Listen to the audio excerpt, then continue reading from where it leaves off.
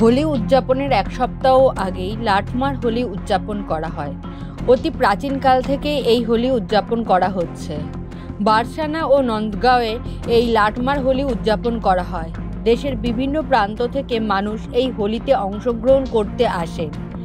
এই হোলি আসলে রাধা ও শ্রীকৃষ্ণের প্রেম কাহিনীকে সামনে রেখে পালন করা হয়। এখানেই শ্রীকৃষ্ণের ছোটবেলা কেটেছে। বারসানাতে থাকতেন রাধা। মাঝে মাঝে কৃষ্ণ রাধার সঙ্গে দেখা করতে বারসানাতে আসতেন বলে পৌরাণিক কাহিনীতে বলা হয়। এছাড়াও কৃষ্ণ ছোটবেলায় নানাভাবে গোপীদের উত্ত্যক্ত করতেন, এমনকি মাঝে মাঝেই তাদের জলে ভিজিয়ে দিতেন। পাল্টা গোপীরা তাকে সেখান থেকে তাড়িয়ে দিতেন। গোপীদের সঙ্গে শ্রীকৃষ্ণ কৌতুক করতেন। সেখান থেকেই লাটমার হোলির প্রবর্তন হয় বলে পৌরাণিকবিদরা মনে করেন। নন্দগাঁও ও বারসানাতে মানুষ রাধা ও কৃষ্ণ সেজে লাটমার হোলি উদযাপন করেন।